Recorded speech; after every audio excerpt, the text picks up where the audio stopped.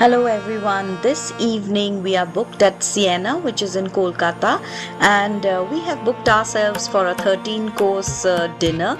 And this is the menu and the welcome drink, and of course, I'm happy with it. And what we will see today is a mingling of the culture, the heritage, and also the taste of Bengal in an innovative way. So over to the chef now. And also business. She is a business part also. So she and her mom basically started a ceramic workshop at Daruka Shantinipur. And then came after she came back from USA, then she thought, okay, she always wanted to work with the local artisans, and she's very much into the ceramic world, ceramic part. So from then actually 2015 is the time where they bought this. It's almost 100 years old building, and the downstairs is just they started with a small cafe. The main thing is the ceramic part, the store part, and with the ceramic serving and like small food is there. So the Uche Road is like in Bengali, it's always say Devoniya Shuru, right? So we started doing Teju, and Teju is always special. And in terms of medicinal value to our like traditional way also. So over here we try to treat uche in a pickle way. So we make uche achar, and on top we have put in some almond seeds. So that almond seeds like a sweetness and nuttiness, and it really goes with the achar. And we also drizzle the achar oil, and the main the food over here we have made, that's the whole kochur or the entry stick fish. So the reason we've used the stick fish is because it doesn't get the representation or the place that it deserves in a restaurant or on any plate, and even in households I don't really think it's used that much. Like the katla, bheti, these are all of the fishes that, and the choto mach of course, is what is prized in any household. But the shongor mach doesn't really get its place. The only reason that fish is even prized is for its tail, the roots. So we've made a mozzarella out of the shongor mach and paired it with some amla. And the one on the right hand side of that is amla is workshop. So it's like a small stone fruit, which is it's very green, floral, almost like a bacham. And the next one is a katla baby. So we've used the belly of almost a 20-25 kg katla. So because of the size of this katla, the belly is so fatty that it allows us to treat it like cooked belly and turn it into pickle. So we've smoked it, cured it, and then smoked it, and paired it with some amla. The one below that is a black rice cracker with dhakai puri, aloo bukhara jam, and green chili. So dhakai puri again is a cheese that we bought in because of the Portuguese influence of curdling milk. Like curdling milk was a tap. Next to that is a good aam. So we've taken raw mangoes and slowly dried it out and then soaked it in good, and then made a glaze out of that same aam as well and coated it together. And that's our chutney part. So this is basically adding a charcuterie with the structure over there, and how the ingredients also it's distributed in terms of the cost wise. So over here we have made rice sando with dal bata and the kulti dal or the horse dal. Now horse dal is something it's supposed to it's good for the animal eating purpose, or it's for the water. So in Bikkum today also, if you having a chat with the Toto Dada, and they're like all the good land just belong from the upper caste. Some potatoes is something you don't need like really fertile soil for. So that's one thing. So that one reason we are using that dal. There is another like Moshur is always the top caste, like Moshur dal is always having like the upper caste family generate. We don't need that much Moshur dal in everyday life, right? Or the bata. It's a tequila, lime, ginger, pomegranate, soda with a little chopped masala on it. The ginger syrup is made fresh. It's like just ginger root, blend it up, strain, added sugar.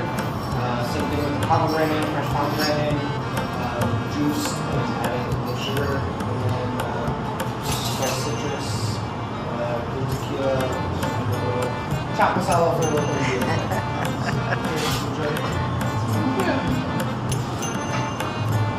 Guys, that's it. So, I mean, for you, mostly on offals, mutton offals to be precise. So, like Preeti had said, the Shankar Mach comes under an off catch.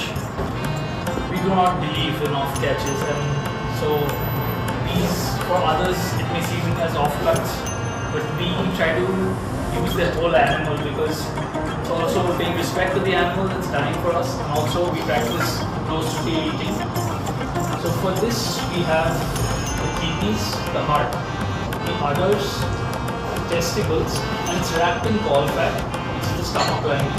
On top you see the shavings, so that is the heart that has been cured, smoked and dried, and we've kind of treated it like Parmesan cheese.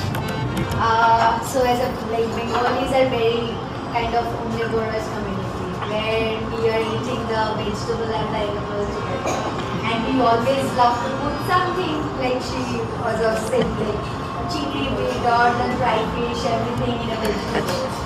So this is one thing, and so we have made we have fried like small chili chapter chili, the sweet one, and then we nicely chopped it, and it's very lightly steamed so that it doesn't get overcooked. And on top of we have sprinkled some Gondraj chili kosher salt. So it's we have taken out the Gondraj peel and also taken out the green chili residual, just the skin, and it's dehydrated and then it's grounded with the salt. On top of there is a kumro gel. The kumro we cook in a very slow process, and then all the water basically evaporate, and the sweetness is like the butter, it's always like intense because we're like cooking constantly. Take on from the Gondraj chili salt, kosher salt. Garlic, and we call it like Miravish Market. And whereas like mushroom dal, we treat as a non-veg dal. So there is a cuisine in Bengal, like for the widow cuisine we call it, because widows unfortunately they spend a lot of their time in the kitchen, but they are not allowed to having that good food. They are not allowed to take the protein. So eat any lentil protein in terms of just mushroom dal is a restriction. And we use the fish over here, like we say, we think there is nothing such as off catch. So we have used Gamghara or the pork mach in Bengal, and in English it's called swordfish. It has that like long throat. Pork mach or Gamghara. And we have tried to keep taking out all the bones. So it's cured, and then we have taken out removed everything as much as possible. Might be possible accidentally there will be one or two. And so this is nicely glazed with the barbecue glaze, and then we cook on top of the lava pit. And the dal is definitely we have used for the machar matha, and this like how we make the dal. And we treat it as pork belly, cooked roast pork belly. So the same way we nicely brine, cured, and grind the skin. It's almost like you can go for like 2-3 days process, then skin become really nice, dry, and then while you are searing, the skin becomes crispy.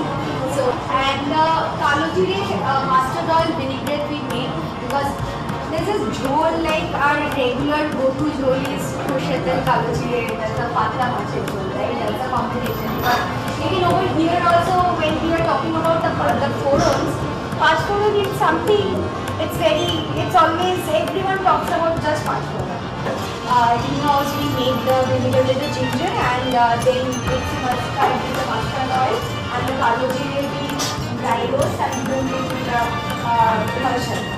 And interesting the masala, we are calling it Bagani masala. Now you can ask why it's Bagani masala. So Bagani masala basically the English herbs introduced in Bengal to the British era, and that generation while they are cooking, they barely can remember the names, what is the name, whatever. There's a different names and they're very new. So if you read the Proka Sundari Devi book, there is a lot was mentioned about the Bagani masala. So that's our inspiration to take the name.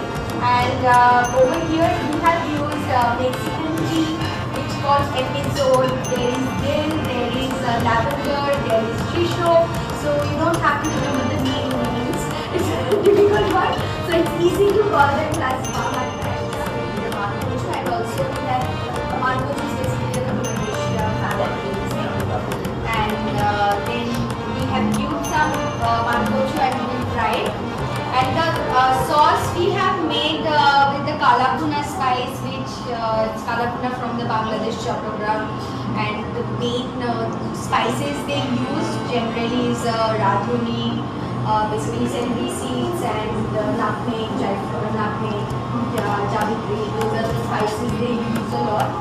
Honey glazed roasted duck with the Marcocho mash and Kalapuna sauce.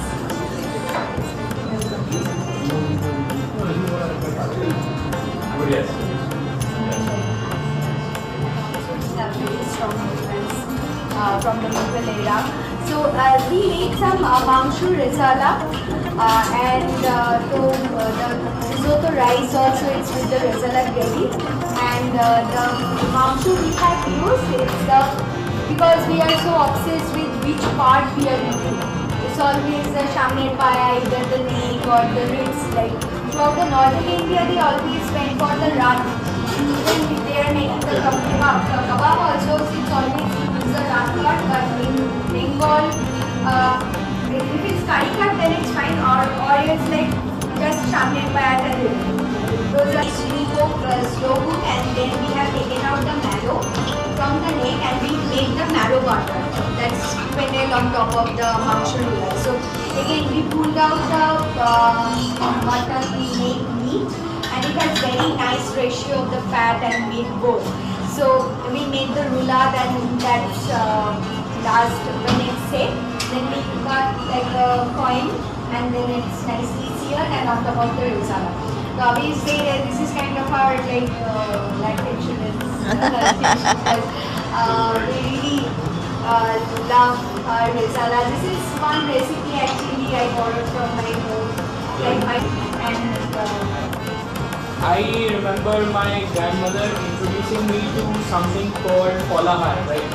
Which is mixing fruits and rice and milk together and having it as a meal. Then the next generation, my mother's generation, introduced me to fruit custard and jam.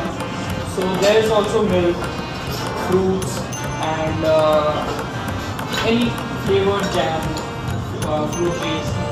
So he came out with a concept of aam, which is basically making compote out of mango and jamun, serving separately, and then we have garnished it with basil oil and a little bit of black pepper for the savouriness of it. And we have infused the Gandharaj zest with the cream and seasoned it a bit, so it gives you the falahar taste, but with a different concept altogether. And Doesn't matter, but there is always a particular memory with Complain, Milo, Horlicks and OG Cinema, I feel like Dida Thamma can't ignore. There is a particular cinema and all the Bo series are going on. In any, all of a sudden, Dupulgana, you're forced to see that movie. So yeah, so this is our take on from Horlicks, and we have made the Horlicks ice cream. I actually love it, like and the flour. We have used also the milk powder salt water is nicely toasted, and that has a certain, there's a base of that, so it will give you the salt touch. And also we have used malt caramel, so that's sort of inspiration. There is a way of we would like to start from the bottom to up. Yes. So yeah. So first we have made malpua thing. So it's a very yes. So what is what? So malpua batter, that's the main thing, and inside we have started with the calico cheese. So it's a technique where the Mongolini makes malpua.